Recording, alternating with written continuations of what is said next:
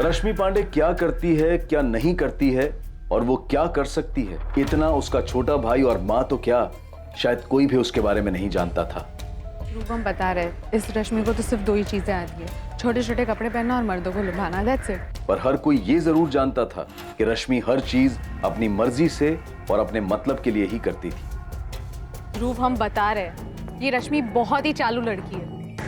हमें तो लगता है ये काला जादू भी करती है। काला जादू? क्या बोल रही हो पायल? मतलब कुछ भी? और नहीं तो क्या, वो हमेशा हमसे हमारे क्लाइंट्स छीन लेती है। आखिर उसको पता कैसे चलता है हम कहाँ किस क्लाइंट को क्या ऑफर दे रहे हैं? हाय Kapil, may I come in? Rashmi, come in, come in. कैसी हो? I'm good. What about you? बस अच्छा बैठो। प्लीज। हमें पता है कि जब वो क्लाइंट से मिलती है तो वो जानबूझकर अपने शर्ट का दूसरा बटन भी खुला रखती है। बहुत चालू चीज है ये रश्मि। बीरेन सर, हमें पूरा भरोसा है कि रश्मि अपने क्लाइंट्स के साथ फिजिकल भी होती है। और सर, उसने अपने केबिन में एक मेंढक भी रखा हुआ है। मेंढक? यस सर, एक डेकोरेटिव पीस।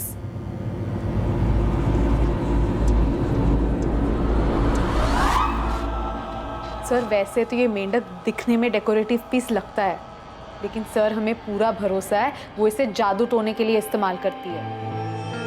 पायल, तुम्हें जलन हो रही है? चलन? रश्मि से? सर, आपको दिख नहीं रहा है, वो अपने बॉडी का इस्तेमाल कर रही है। पायल, वो अपने काम में माहिर है और अपने टारगेट्स पूरे करने के बाद भी बहुत ही मेहनत करती है और ज्यादा से ज्यादा क्लाइंट्स लाने की कोशिश करती है। वो एजेंसी के लिए अच्छी बात है ना? सर, कोई और होता ना तो हिम्मत नहीं करता आपसे कहने की, लेकिन सर हम कह रहे हैं रश्मि सही नहीं है। आप जानते हैं वो कौन है? वो एक नंबर। पायल, मेहनत और लगन से आगे निकलने की कोशिश करो, अपने टारगेट्स पूरे करो, ये सारी शिकायतों से दूर रहो। और हर बात जो तुम कह रही हो ना कि अपनी बॉडी का इस्तेमाल कर रही है, वो अच्छी बात नहीं है। वो एम्बिशियस और मेहनती लड़की है और मेहनत से आगे बढ़ने की कोशिश करे।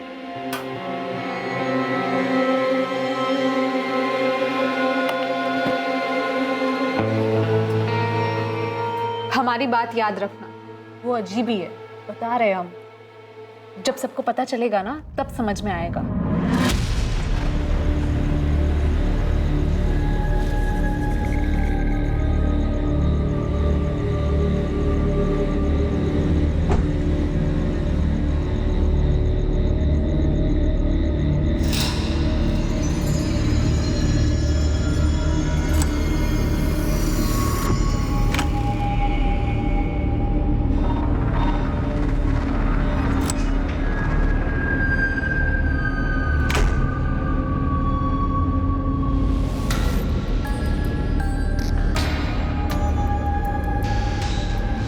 जो लोग जिंदगी में हर चीज को तोड़ मरोड़ कर पेश करते हैं, चाहे वो लोगों से हेर फेर करते हैं या फिर वो जिस रिश्ते में होते हैं उसमें हेर फेर करते हैं, उन्हें लगता है कि हेर फेर करना उनकी एक अनोखी कला है। और हेर फेर के भयानक रास्ते पर चलते हुए वो अक्सर ये भूल जाते हैं कि कभी कभी वो अपनी हद पार कर जाते हैं।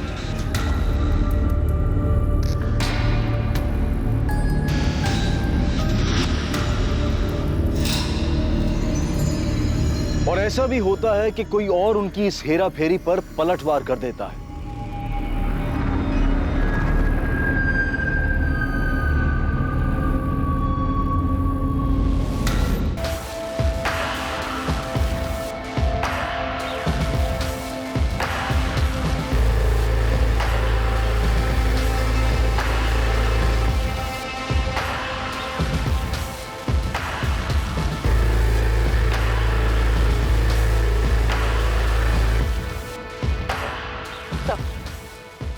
बॉडी में ऐसा कुछ भी नहीं मिला जिससे लाश की पहचान हो सके। यहाँ आसपास किसी गाड़ी के टायर के निशान भी नहीं है, जिससे पता चलता है कि लाश को किसी गाड़ी से लाया गया। सर, ये बॉडी आज की नहीं लग रही है। इस बॉडी को इस बड़े पत्थर से बांध के, इस रस्सी से बांध के पानी में फेंक दिया जाता ताकि लाश नीचे दबी रहे पानी में, लेकिन ये ऊपर आ गई और किनारे लग गई।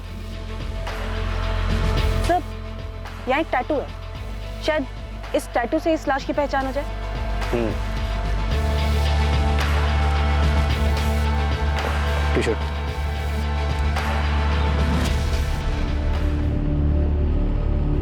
पायल, पायल, तुम्हें फॉरवर्डेड मैसेज मिला क्या? हाँ? ये रश्मि है। पुलिस अब तक पहचान नहीं कर पाई। कब हुआ ये? हमें नहीं पता, 1 घंटे पहले मैसेज आया हमको ये। इस लड़की का गला बुरी तरीके से घोट कर मार दिया गया है, इतनी बुरी तरीके से कि इसके गले की एक हड्डी टूट गई। मुझे लगता है इस लड़की की हत्या काफी वक्त पहले की गई है। I mean, काफी दिन पहले। काफी दिन नहीं, 1 दिन से थोड़ा ज्यादा। इसकी डेथ अप्रोक्स 36 से 40 घंटे पहले हुई। आज 9 अक्टूबर है, 7 अक्टूबर की रात को इसकी डेथ हुई है। कोई सेक्सुअल असॉल्ट? सेक्सुअल असॉल्ट तो नहीं है सर, लेकिन इतना पता चल रहा है कि डेथ से पहले ये सेक्सुअली एक्टिव जरूर थी। सर, इस लड़की के बारे में पता चल गया। रश्मि पांडे नाम है इसका। रमेश विहार कॉलोनी में रहती थी। इसके माँ और भाई बालापुर गांव में रहते हैं। डॉक्टर वैद्य बता रहे हैं कि इस लड़की की हत्या 7 अक्टूबर की रात को हुई। तो कल 8 अक्टूबर को किसी ने इससे मिलने या बात करने की कोशिश नहीं की? फिर इसके बॉस का कहना है कि 4 दिन की छुट्टी पे थी। सर ये रश्मि पांडे ही है, हमारी एजेंसी की स्टार सेल्स मैनेजर। सर ये कैसे हुआ? बीरेन जी, उसकी लाश हमें कुछ वक्त पहले ही संपत नहर में मिली, लेकिन हमें लगता है कि उसकी हत्या 1 दिन पहले हो गई थी। सर 7 to 10 अक्टूबर उसने छुट्टी ली थी, कोई केस के सिलसिले में उसे कोर्ट में हाजिर होना था। 11 अक्टूबर को तो वो ऑफिस ज्वाइन करने वाली थी। सर रश्मि के माँ बाप कहाँ हैं और रश्मि कहाँ रहती थी? हाँ, हम रश्मि की माँ बोल रहे हैं। आप कौन बात कर रही हैं? असिस्टेंट सब इंस्पेक्टर मीना राय बोल रही हूँ, नावेदगंज पुलिस थाने से। आपको यहाँ लखनऊ आना पड़ेगा कल्याणी जी। आज सुबह हमें रश्मि की लाश मिली। रश्मि की लाश? ये क्या कह रही हैं आप? रश्मि मर चुकी है कल्याणी।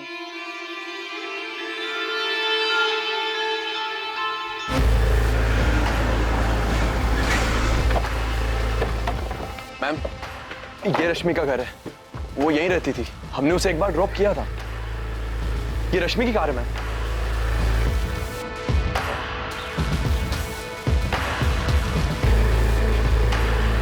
रश्मि अकेले रहती? जी, हमें तो यही पता है। दरवाजा तो लॉक है, इसकी दूसरी चाबी हो सकती है किसी के पास। किसी को जानते हो, मकान मालिक या कोई और? नहीं, हमें नहीं पता।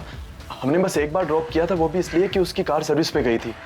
हम तो 1 साल से बस यही जानते हैं कि ये घर शायद उसका खुद का है। रश्मि की माँ या उसके भाई विकास को जानते हो? उनके पास हो सकती है इसकी डुप्लीकेट चाबी। नहीं मैम, हमें कुछ भी नहीं पता। हम उनसे कभी नहीं मिले।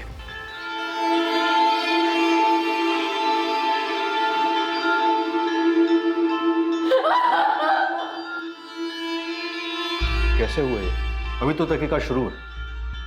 आप? हम भोलाराम पांडे, रश्मि के चाचा। कब हुआ ये? अभी पता चला कि 7 अक्टूबर की रात को हुआ। आप लोगों के पास रश्मि के रमेश विहार कॉलोनी वाले घर की चाबी है या उसके मकान मालिक का फोन नंबर? नहीं, हमारे पास नहीं है। घर की चाबी किसी के पास नहीं है सर, और ये भी क्लियर नहीं है कि रश्मि उस घर में रेंट पे रह रही थी या ये उसका खुद का घर था। बिना तुम मजिस्ट्रेट साहब के ऑफिस जाओ और वहां से रश्मि के घर का लॉक तोड़ने के ऑर्डर्स लो। मैं रश्मि के भाई, माँ या चाचा जो भी बात करने की हालत में है उससे बात करता हूँ। अश्विन नंबर है 44400913। नाम है रश्मि पांडे। जितना जल्दी हो सके इसके कॉल रिकॉर्ड्स निकलवाओ। रश्मि शादीशुदा नहीं थी, उसका कोई दोस्त या बॉयफ्रेंड था यहाँ? साहब, इस बारे में तो कल्याणी को भी कुछ पता नहीं होगा। क्यों? क्योंकि उसको कुछ पता होता तो हमको जरूर बताती। रश्मि और विकास के पिता शंकर मेरे बड़े भाई थे, वो अब इस दुनिया में नहीं रहे, तो अब हम ही। विकास, तुम्हें तो पता होगा, काफी क्लोज रहे होगे रश्मि के। नहीं पता साहब, रश्मि दीदी कभी कुछ बताती ही नहीं थी। रश्मि यहाँ जिस कोठी में रह रही थी उस कोठी की कोई भी डिटेल्स नहीं है आप लोगों के पास? नहीं साहब। रश्मि की कोर्ट में पेशी थी किसी केस के लिए। किस केस के लिए थी ये तो पता होगा या ये भी नहीं पता? वो पता है साहब, किसी मनोज पाठक ने केस किया था रश्मि दीदी पे। किस लिए? सर उसके घर को लेकर कुछ केस था, कुछ मसला था, लेकिन डिटेल में नहीं बताया था रश्मि ने। ध्रुव और पायल, तुम दोनों रश्मि के कलीग्स हो ना? उसने कभी बॉयफ्रेंड का जिक्र नहीं किया? सर ऐसी कोई बात रश्मि ने तो कभी हमसे नहीं कही और ना कभी हमने उससे पूछा। पर सर काफी टाइम से उसकी एक फ्रेंड थी सुप्रिया, एक बार रश्मि ने जिक्र किया था उसका।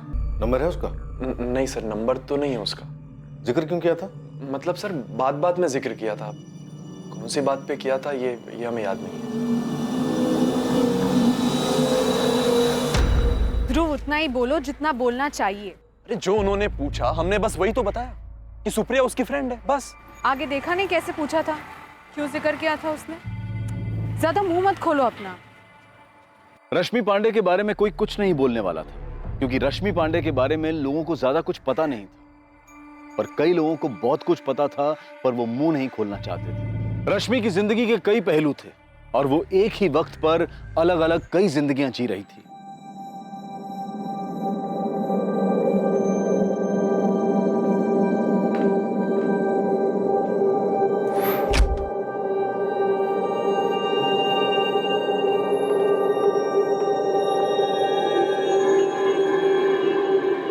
क्या किया है तुमने ऋषभ? यही तो हम आपसे पूछने वाले थे पापा कि आपने क्या किया है। देखो बेटा, वो लड़की थी तो मुसीबत थी, और अब नहीं है तो और बड़ी मुसीबत है। पापा हमारे लिए या आपके लिए या आपके और दशरथ जी के लिए? प्रद्युमन चौधरी और दशरथ जी के आपसी मतभेद में बलि चढ़ी रश्मि पांडे। ये खेल मत खेलो ऋषभ, मजाक में भी नहीं। वो तकलीफ हमारे लिए थी या आपके लिए प्रद्युमन जी? देखिए दशरथ जी, आपको और हमें दोनों को पता है कि उसके जाने से किसी को दुख नहीं होगा, ना आपको ना हमें। फिर आप परेशान क्यों लग रहे हैं? क्योंकि ये भी आप जानते हैं कि कुछ ताले ऐसे होते हैं जिनकी चाबी नहीं मिले तो अच्छा है। हमें बस इस बात की फिक्र है कि कोई बेमतलब की चाबी ना मिल जाए और पुलिस का इन्वेस्टिगेशन ताले की खोज में न निकल पाए। देखिए हाजी के आपके भी अच्छे मित्र हैं और हमारे भी, तो बस ये कह रहे हैं कि आग लगने के बाद फायर ब्रिगेड नहीं बुलाते, आग लगने ही नहीं देते। समझ रहे हैं आप हम क्या कह रहे हैं? ठीक है, आप कोई खेल मत खेलना तो हमें भी नहीं खेलना पड़ेगा, यहीं फुल स्टॉप लगाते हैं। तुमने उसका मर्डर संपत नहर के पास ले जाकर किया, सीधा बता दो, हम कोर्ट में डिफेंस तैयार कर लेंगे ना। ये कैसी बात कर रहे हो वकील साहब? तो मिस्टर मनोज पाठक, किसी ने तुमसे ये पूछा नहीं कि इससे पहले क्यों छल रहे हो कि तुमने कुछ नहीं किया? चोर की दाढ़ी में तिनका वाली कहावत सुनी है? पर तुम नर्वस मत हो, अब मैं तुम्हारे साथ लॉयर हैं हम, ये पुलिस से डरते वरते नहीं है, और तुम्हें भी कह रहे हैं कि तुम्हें भी डरने की जरूरत नहीं, ठीक है?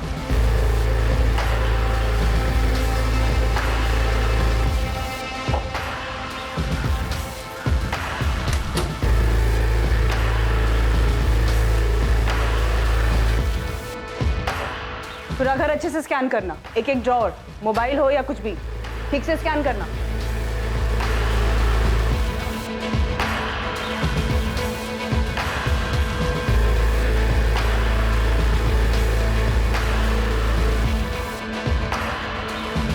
मैडम, ये गाड़ी की चाबी मिली। पूरी गाड़ी को अच्छे से चेक करो और वो वीडियो रिकॉर्डर को बोलो कि पूरे सर्च को अच्छे से रिकॉर्ड करे। जी मैडम। अच्छा हुआ तुमने सामने से फोन किया सुप्रीम, तुम्हारा फोन नंबर ही नहीं है किसी के पास।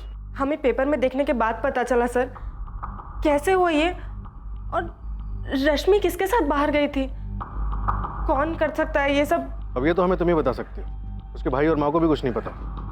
तुम अभी पुलिस स्टेशन आ जाओ, कुछ बात करनी है तुमसे।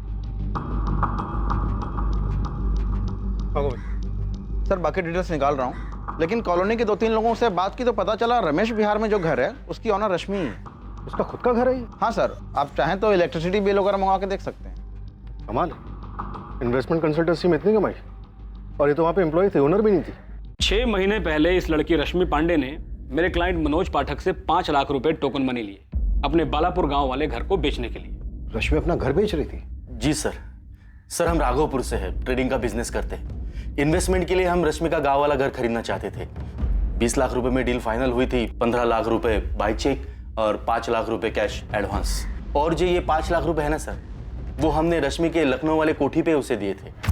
अब आप घर के कागजात तैयार करवा लीजिए रश्मि जी, एक बार साइन हो जाए तो आपके बचे हुए 15 लाख भी आपको मिल जाएंगे। ठीक है मनोज जी, आप हमें 1-2 हफ्ते का वक्त दीजिए, हम आपके सारे पेपर्स रेडी करवा देंगे। सर 2 महीने बीत गए, रश्मि टाल मटोल करने लगी। मैंने उसे कई बार फोन किया सर, लेकिन वो कह रही थी हम कहाँ भागे जा रहे हैं, ना तुम्हारा पैसा भागे जा रहा है ना घर। और फिर 3 महीने पहले अचानक उसका रवैया चेंज हो गया सर। वो कहने लगी हमने आपसे पैसे लिए ही कहाँ थे। हमने काहे के पैसे लिए मनोज जी, और कब? कोई प्रूफ है आपके पास? मुझे चूना लगा रही हो? हम ही से पैसे लेकर हमसे खेल खेल रही हो? आप ऐसे धमकी मत दो मनोज जी। और इस बात का क्या मतलब है कि आप हमारा रेप करेंगे? क्या? हम अभी पुलिस को कंप्लेन करने जा रहे हैं कि आप हमें रेप करने की धमकी दे रहे हैं। सुनो रश्मि सुनो। एक तो पैसे लिए, ऊपर से हमें ही धमका रही है। यहाँ मेरे क्लाइंट मनोज पाठक ने बड़ा होशियारी वाला काम किया, उसने तुरंत हमें कॉल कर दिया, तो हमने भी तुरंत सिविल कोर्ट में चीटिंग का केस फाइल करवा दिया। और केस तुम हार रहे होगे मनोज, क्योंकि तुमने कहा कैश दिया था, तो कैश की कोई लिखा पढ़ी तो ही नहीं होगी। आप कहना क्या चाहते हैं इंस्पेक्टर साहब? आपका मतलब ये है कि मेरे क्लाइंट मनोज पाठक ने सिर्फ 5 लाख रुपए के लिए उस लड़की का मर्डर कर दिया? वकील साहब, आप मनोज पाठक के सिर्फ चीटिंग वाले केस में वकील हैं। यहाँ इस वक्त मनोज हमारा एक मर्डर केस में संदिग्ध है। सर, एक केस करने के बाद में ऐसे ही चालाक और ऊंची दिमाग वाले लड़के के साथ हम क्यों उलझेंगे? केस करने के बाद हमने सिर्फ एक बार उसे फोन किया था ये कहने के लिए कि हमें वो घर नहीं चाहिए, सिर्फ हमारे पैसे हमें वापस कर दो। लेकिन वो तो बड़ी ढीठ लड़की थी। देखो इंस्पेक्टर साहब, हमें नहीं पता कि आप क्या जानते हैं उस लड़की के बारे में, लेकिन आपको इतना बता दें कि वो लड़की थी तो थोड़ी अजीब। कैसी अजीब? काश आप उस दिन होते कोर्ट में, जब वो पहली बार कोर्ट में सुनवाई के लिए आई थी।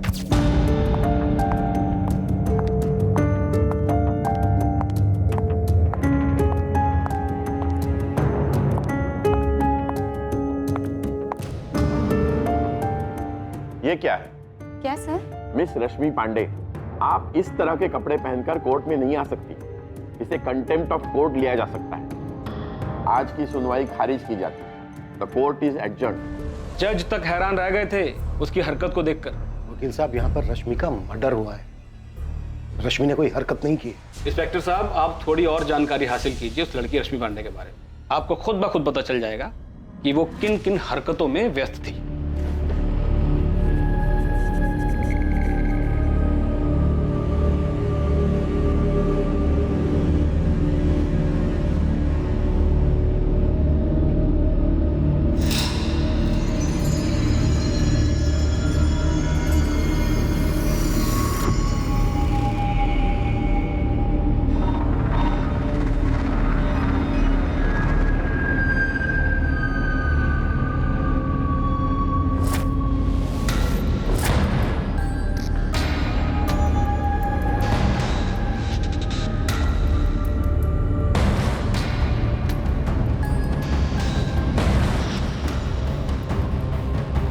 सचदेव, त्रिपाठी, जी मैम।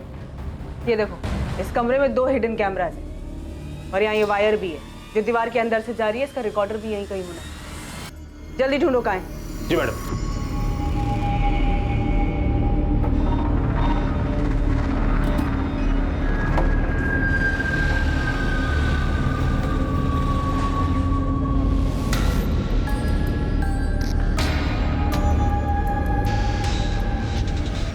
नहीं साहब, इस कल्याणी और उस बेवकूफ़ विकास को तो कुछ पता ही नहीं था कि रश्मि ने घर बेचने की कोई हरकत की है। वो तो घर पर जब नोटिस आया तब जाकर पता चला कि ऐसा कुछ हुआ है। रश्मि 7 अक्टूबर को दोपहर में कोरट से घर वापस आई थी। कल्याणी जी, ऐसा कैसे हुआ कि रश्मि ने घर बेचने की बात की और नहीं आपको कुछ बताया और नहीं विकास को? उसने घर बेचने की बात की थी।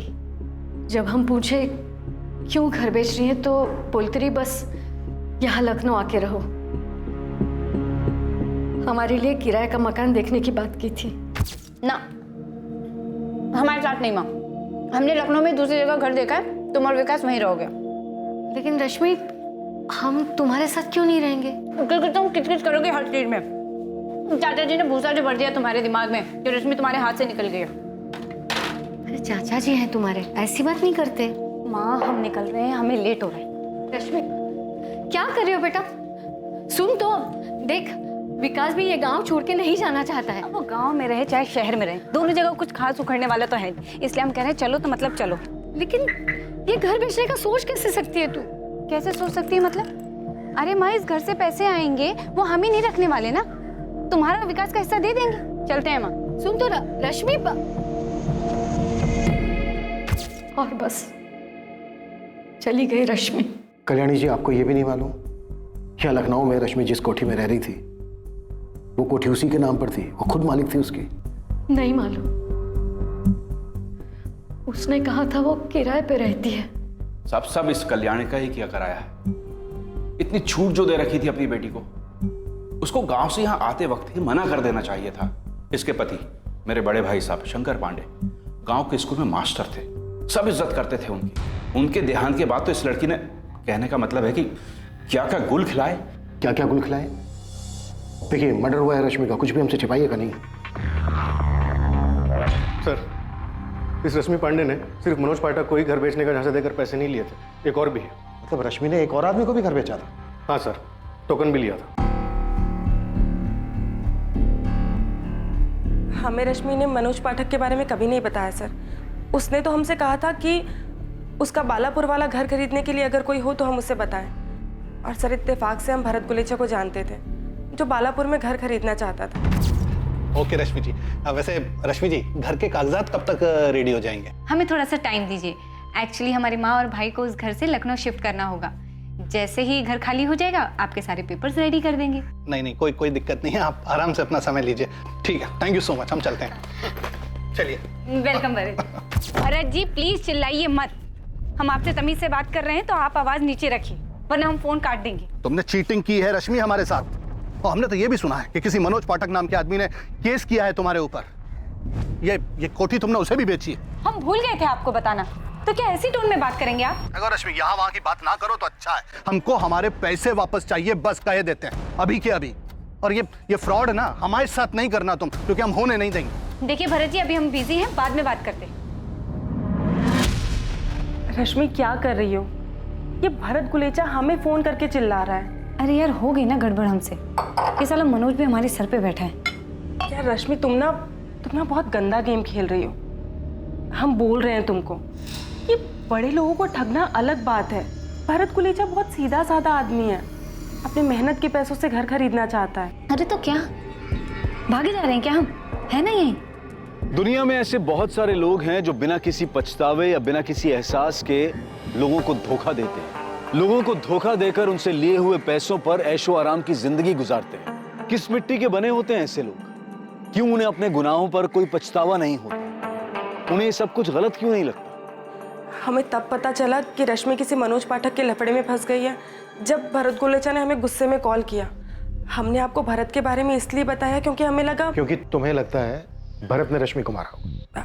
हमें बस लगा। सुप्रिया, बड़े लोगों को ठगना एक अलग बात है। इसका क्या मतलब है? किन बड़े लोगों को ठगा था रश्मि ने? नहीं सर, हमने तो बस ऐसे ही कह दिया था। हमें लगा कि शायद बड़े लोग तो पैसे भूल भी जाएं, इसलिए। ये कोठी रश्मि की खुद की है? इतने पैसे कहाँ से आए उसके पास? हम रश्मि को तब से जानते हैं जब वो ऑलरेडी उस कोठी में रहती थी। उसने वो कैसे खरीदी और कब खरीदी हम नहीं जानते। सुप्रिया, हमें रश्मि की लाश संपत नहर के पास मिली। पोस्टमार्टम रिपोर्ट कहती है कि हत्या से पहले रश्मि ने किसी के साथ शारीरिक संबंध बनाए थे। 7 अक्टूबर को रश्मि किसके साथ गई होगी? सर ये तो हम नहीं जानते। रश्मि से हमारी आखिरी बार 5 तारीख को बात हुई थी। उसके बाद से ना ही मेरी रश्मि से बात हुई और ना ही हम मिले। रश्मि का कोई बॉयफ्रेंड था? नहीं सर, उसका कोई बॉयफ्रेंड नहीं है। सुप्रिया, रश्मि के घर कोई तो आया था। सर ये तो हम नहीं जानते, और हम ये भी नहीं बता सकते कि कौन हो सकता है।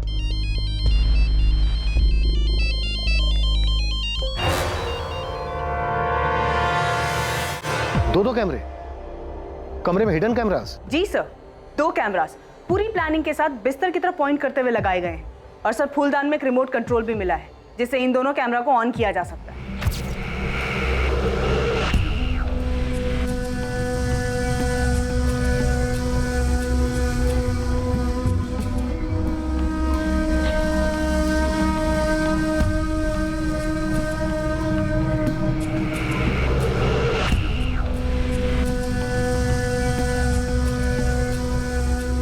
लेकिन सर कुछ वायर्स दिख रहे हैं। रिकॉर्डर निकाल लिया गया है। ऐसा लग रहा है ये वायर्स उसी रिकॉर्डर से कनेक्टेड थी। ये रश्मि कोई सीधी साधी लड़की तो थी नहीं, कुछ ना कुछ तो गड़बड़ कर रही थी। भरत और मनोज का किस्सा हमारे सामने, ऐसे और भी लोग होंगे जिनको इसने ठगा होगा। सारी चीजों पर और अच्छे से ध्यान दो मीना, कोई ना कोई सुराग जरूर मिलेगा। जी सर। मैडम, ये देखिए यहाँ कुछ है।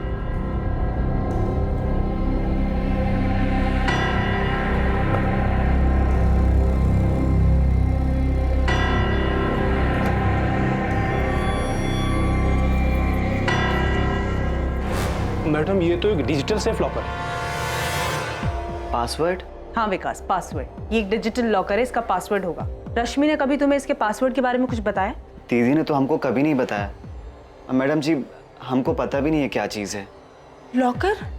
हाँ, फोटो के पीछे एक छोटा सा छुपा हुआ शेल्फ है, जिसके अंदर एक डिजिटल लॉकर है। हम इस लॉकर के बारे में कुछ भी नहीं जानते मैम, तो हमें इसका पासवर्ड कैसे पता हो सकता है? अच्छा, और ये जो हिडन कैमरास लगे हुए हैं, इनके बारे में तो पता ही होगा तुम्हें? कसम से मैम, हमें इन सब चीज़ों के बारे में बिल्कुल भी नहीं पता है। सुप्रिया, तुम रश्मि को कब से जानती हो? 2 साल से मैम। रश्मि से हमारी मुलाकात आरके इन्वेस्टमेंट कंसल्टेंसी में हुई थी। वो वहाँ पहले जॉब करती थी, हमारा ऑफिस भी उसी कॉम्प्लेक्स में था, इसीलिए हमारी मुलाकात हो गई। दोस्ती थी, पर मैम हम सच कह रहे हैं, हम इन सब चीज़ों के बारे में कुछ नहीं जानते हैं। सर, हमें किसी लॉकर मैकेनिक को बुलाकर ये डिजिटल लॉकर खुलवाना चाहिए। हाँ ठीक है, बुला लो, खुलवा लो, लेकिन वीडियो जरूर बनवा लेना। जी सर। तेरी शक्ल देख के लग रहा है राजू तुझे कुछ तो पता है। बहुत सी गलियों में टेंशन का माहौल है। इस लड़की के मर्डर में बहुत बड़ा हाथ है भाई। रोड तो बता, गली में पकड़ लूंगा। नो एंट्री वाली गली है। लेकिन देख गोविंद, इसके घर में बहुत सारे लोगों का आना जाना था। कमरे में 2-2 कैमरे लगे हुए मिले हैं। ब्लैकमेल का मामला है क्या? और भी बहुत कुछ। फिलहाल तो मैं सिर्फ इतना ही जानता हूँ कि लड़की कुछ ज्यादा ही उड़ रही थी। अबे तो सस्पेंस क्यों बढ़ा रहा है? हिंट तो दे, किसने किया है कांड? इब्राहिम, पिछले 2 दिनों से 7 अक्टूबर और 8 अक्टूबर की रातों के जितने भी रोड साइड सीसीटीवी फुटेजेस थे हमने सारे के सारे चेक किए, लेकिन ये रश्मि पांडे ना किसी के साथ और ना किसी गाड़ी में जाती हुई दिखाई दी। इंस्पेक्टर महादेव, एक बार और चेक कीजिए। संपत नहर के रास्ते के आसपास कहीं कोई संदिग्ध गाड़ी या फिर टैक्सी। अगर बॉडी को नहर में डंप करने के लिए गए थे तो इसका मतलब है कि कहीं से तो मार के लाया गया होगा। ठीक है, मैं चेक कर लेता हूँ। हम क्यों मारेंगे सर उसको? हमारे पैसे तो डूब ही गए थे। जीना हराम कर दिया था सर उसने। पैसे दे नहीं रही थी, ऊपर से फंसाने की धमकी अलग। क्या कहा तुमने भरत? तुम हमारा रेप करोगे? ओ मैडम, हम सिर्फ अपने पैसे की बात कर रहे हैं बस। तो इसलिए तुम हमारे साथ ऐसे घिनौनी हरकत करोगे? तुमने कहा तुम हमारा रेप करोगे। ओ मैडम, आप बात को कहीं से कहीं ले जा रहे हैं। हम अभी के अभी पुलिस स्टेशन जा रहे हैं तुम्हारी कंप्लेन करने। सही बता रहे हैं हम। उसके बाद तो हमने उसे फोन करना ही बंद कर दिया। कभी कभी सुप्रिया को फोन करके अपना धोखा जरूर होते थे हम कि हमारे पैसे अलग डूब गए और हमें धमकी दे रही है कि पुलिस में। सुप्रिया को पता है कि रश्मि आपको इस तरह की धमकी दे रही थी? हाँ सर, उसको तो बताया था ना हमने।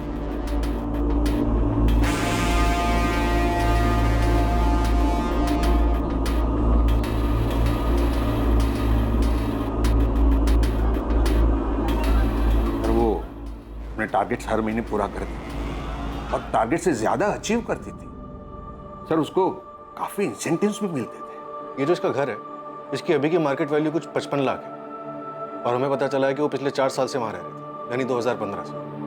तब उसकी मार्केट वैल्यू तकरीबन 40-45 लाख के आसपास रही होगी। क्या वो इतना कमा पाती थी जो ये घर ले सके? सर, हमारे यहाँ तो वो 2 साल से काम करती थी, उसके पहले कहीं और काम करती थी। लेकिन एक बात जरूर है, बहुत ही मेहनती लड़की थी, अपने काम में माहिर थी, एम्बिशियस जरूर थी। जिस तरह से वो क्लाइंट लाती थी उसी तरह से अपने लिए भी अच्छी खासी इन्वेस्टमेंट करती होगी, और ये investment high risk high return वाला हो।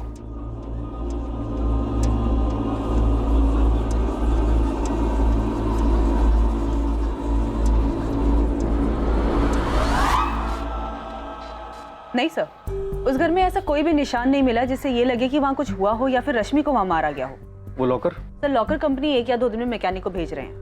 2 लोग, मनोज और भरत, दोनों को ठगा इसने और लोगों को भी ठगा होगा। बड़े लोग भी शामिल होंगे इसमें। सर, मुझे सुप्रिया पे ज्यादा शक हो रहा है। काफी कुछ है जो ये नहीं बता रही है। ये रश्मि कैसी लड़की थी? यहाँ लखनऊ में इतना बड़ा घर, गांव के घर को बेचने की आड़ में लोगों को इस तरह पैसे लेकर ठग रही थी, और गांव में माँ और भाई को गांव के घर के बिक्री के बारे में कुछ पता ही नहीं था। सर, मुझे लगता है कि इस रश्मि के बारे में और भी बहुत कुछ है। उस दीवार के पीछे वाले लॉकर में से शायद हमें बहुत कुछ मिले। कॉल रिकॉर्ड्स कब तक आ रहे हैं? आज शाम तक आ जाएंगे सर।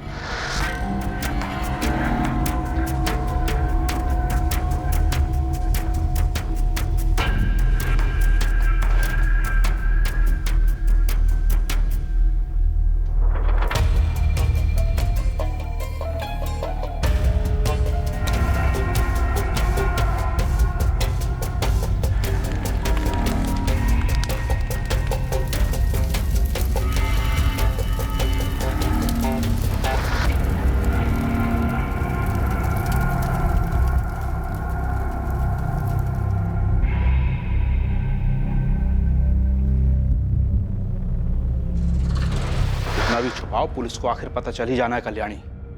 किसी का अतीत ऐसे छुपता नहीं है, खासकर उस वक्त जब हत्या इस तरह से की गई हो। तो आप ही बता दीजिए ना भाई साहब। हम बताएं? ये तो तुमको बताना चाहिए कल्याणी। हम तो आज भी हमेशा की तरह तुम्हारे साथ में खड़े हुए हैं।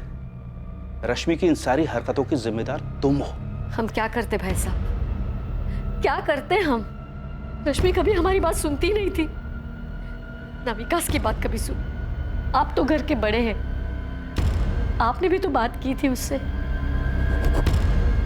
कुछ तो था जो रश्मि पांडे के परिवार वाले जानते थे, लेकिन वो पुलिस को नहीं बता रहे थे।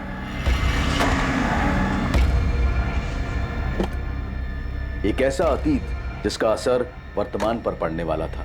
रश्मि के घर पर मिलने वाले लॉकर से बहुत कुछ पता चलने वाला था।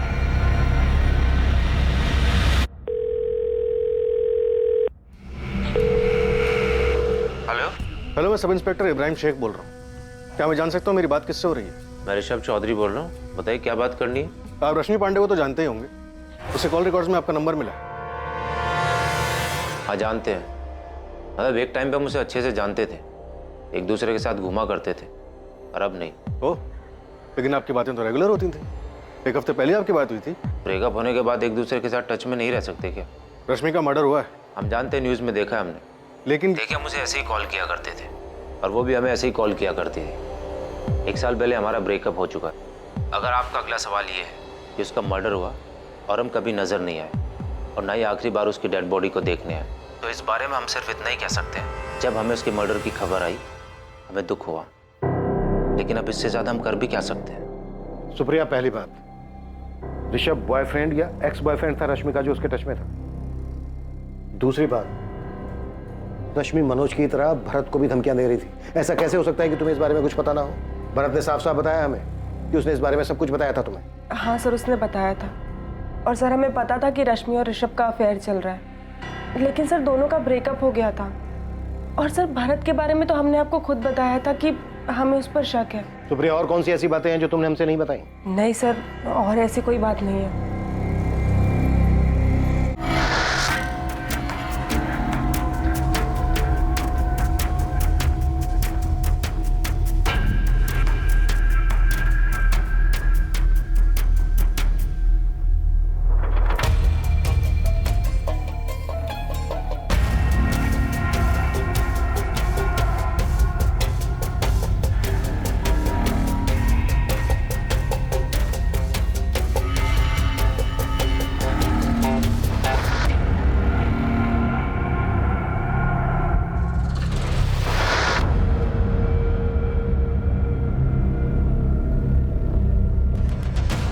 तो ये ऋषभ चौधरी बाहुबली पॉलिटिशियन प्रद्युमन चौधरी का बेटा है। ये लड़की रश्मि और पॉलिटिशियन का बेटा ऋषभ चौधरी।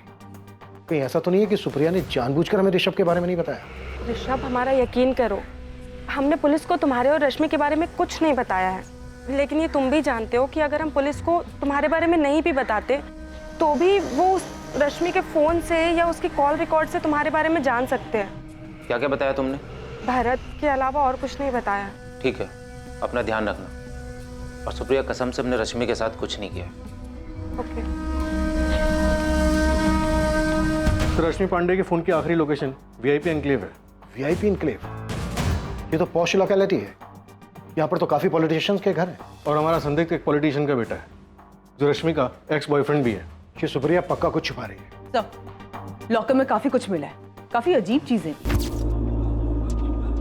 सर, ये मेंढक और सिक्के के डिजाइन को देख के लग रहा है कि कोई काला जादू का चक्कर है। सर, ये मेंढक तो मैंने रश्मि के ऑफिस के केबिन में देखा था।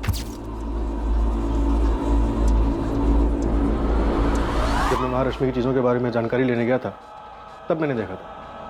मुझे लगा कि ये कोई डेकोरेटिव पीस है, लेकिन एक जैसे दो, एक रश्मि के ऑफिस में, एक रश्मि के घर के लॉकर में।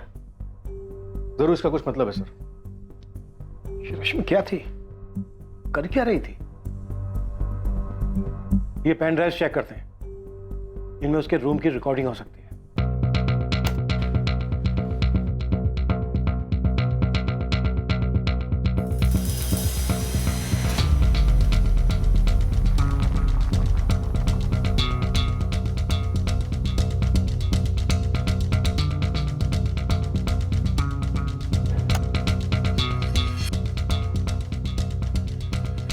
ये तो वो पॉलिटिशियन प्रद्युमन चौधरी है ना? प्रद्युमन चौधरी और दशरथ जी के आपसी मतभेद में बलि चढ़ी रश्मि पांडे। ये खेल मत खेलो ऋषभ, मजाक में भी नहीं। हाँ सर, ऋषभ चौधरी के पिता। लेकिन ऋषभ तो रश्मि का बॉयफ्रेंड था, उसके पिता यहाँ? तो हमें बाकी के पेन ड्राइव भी चेक करने चाहिए।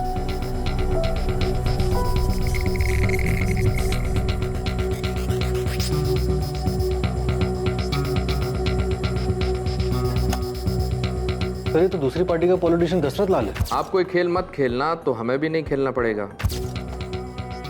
चल क्या रहा था? तो यहाँ पे 2 पेन ड्राइव्स और हैं। इस रश्मि के घर में बड़े लोगों का आना जाना था और वो सबकी रिकॉर्डिंग कर रही थी। तो इस केस में बहुत कुछ है। प्रद्युमन चौधरी और दशरथ लाल के अलावा और भी लोग थे जो रश्मि के साथ थे और रश्मि ने इन सब की भी वीडियो रिकॉर्डिंग बनाई थी। हालांकि इस वीडियो रिकॉर्डिंग में पुलिस सबकी पहचान नहीं कर पा रही थी, लेकिन पुलिस को यह पता चल रहा था कि ये बड़ी पहुंच वाले लोग थे। अब इस केस में रश्मि पांडे के बारे में और भी बहुत कुछ सामने आने वाला था। सर मैं पक्का तो नहीं कह सकता, लेकिन हमारी और एक एम्प्लॉई है पायल त्यागी, जो रश्मि की कामयाबी से जलती थी, और वही एक है जिसने मुझे इसके बारे में बताया। मेंढक के बारे में? हाँ, मैंने भी रश्मि के कैबिन में मेंढक देखा था। मुझे तो वो डेकोरेटिव पीस लगा था। हाँ, लेकिन पायल को लगता था कि वो मेंढक का कुछ काले जादू से लेना देना है। वीरेंद्र जी, रश्मि किसी तरह का कोई काला जादू करती थी क्या? सर उसके बारे में मुझे कुछ नहीं पता। लोगों को अपनी मुट्ठी में रखने और उन्हें अपने इशारों पर नचाने की शक्ति, इसे वशीकरण कहते हैं, लोगों को अपने वश में करने की विद्या। हमें ये शक्ति किसी भी तरीके से चाहिए और किसी भी कीमत पर। ऐसा नहीं होता है कि इंटरनेट पे आपने ऑर्डर दे दी और वो चीज़ आपके पास आ गई। ये विद्या प्राप्त करने के लिए तुम्हें कठिन तपस्या करनी पड़ेगी। हम कुछ भी करने के लिए तैयार हैं, हमें बस ये शक्तियाँ चाहिए। सर हमें इन पॉलिटिशियंस प्रद्युमन चौधरी और दशरथ लाल और प्रद्युमन चौधरी के बेटे ऋषभ से बात करनी चाहिए। ये बहुत ही अजीब स्थिति है कि बाप और बेटे दोनों एक ही हालात में इस तरह। और इस सबके साथ वो रिकॉर्डर भी गायब है ना? Yes sir. और सर मुझे पूरा यकीन है कि उस रात घर पे कोई तो आया था, जिसे घर और कैमरास के बारे में अच्छे से पता था। मर्डर उसी ने किया है रश्मि का। तो सब कुछ प्लान था।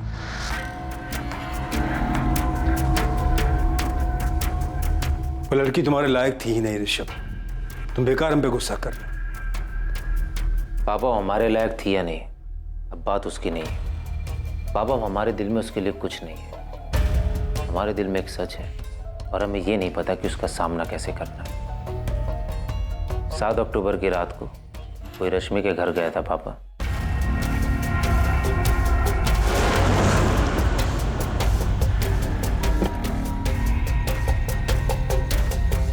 सात अक्टूबर की रात को कोई रश्मि के घर गया था पापा।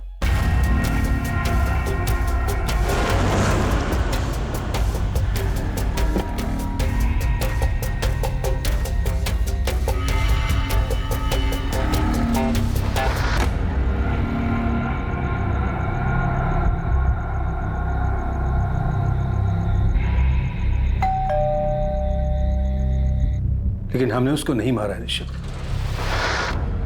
और हम जानते हैं कि रश्मि को तुमने ही मारा है। इंस्पेक्टर शुक्ला, मैं इस लड़की रश्मि पांडे के बारे में बहुत अच्छे से जानता हूँ। 3 साल पहले भी इसने एक बड़े आदमी की जिंदगी बर्बाद की थी। कौन है ये आदमी? हरीश? पारितोष मिश्रा नाम है उनका। टैक्स डिपार्टमेंट में विजिलेंस ऑफिसर है। हरीश, क्या हुआ था 3 साल पहले? इस केस में हमने रश्मि पांडे को जेल में भी डाला था। ये रश्मि पांडे बहुत शातिर थी और उसके परिवार वालों को भी उसके बारे में सब कुछ पता था। उसके परिवार वालों ने हमें रश्मि के जेल जाने के बारे में कुछ नहीं बताया। पारितोष को रश्मि ने फंसाया था और धोखा दिया। शायद रश्मि को मारकर पारितोष ने अपने बर्बादी का बदला लिया हो। रश्मि, तुमने बहुत गंदा खेल खेला है मेरे साथ, धोखा दिया हमें। तुम्हारे पास 2 रास्ते हैं पारितोष, या तो उस जाल से बाहर निकल आओ या फिर फंसते चले जाओ। यू डोंट नो मी, तुम हमें बिल्कुल नहीं जानते, बिल्कुल भी नहीं। अब तुम देखो हम क्या करते हैं। रश्मि के साथ बहुत बुरा हुआ, लेकिन रश्मि ने भी बहुत से लोगों के साथ बुरा किया।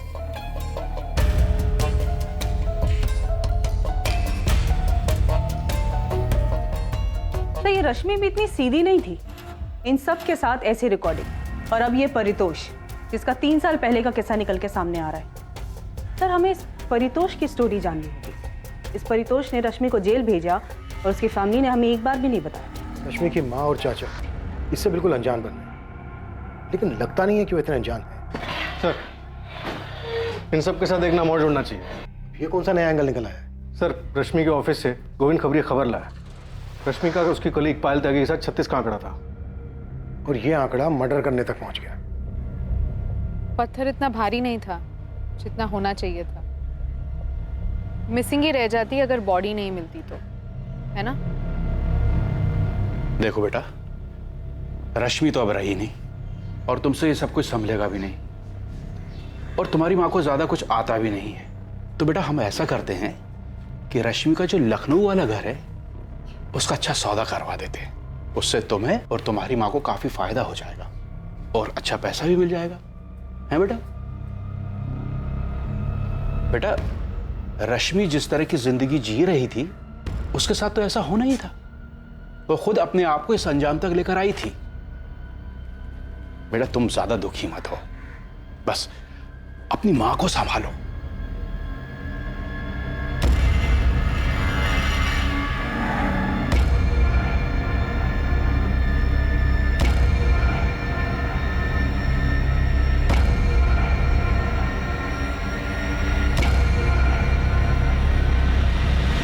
रश्मि के तार कई जगहों पर जुड़े हुए थे, पर क्यों जुड़े थे उसने ये तार?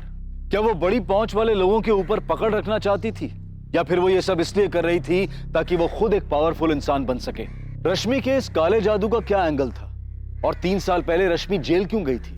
यकीनन अपराधी ने यह चाहा था कि रश्मि की लाश संपत नहर के किनारे पर कभी ना आती, पर वो आई और रश्मि गुमशुदा बनकर नहीं रह गई। ये किसकी साजिश थी? किसने किया था ये सब?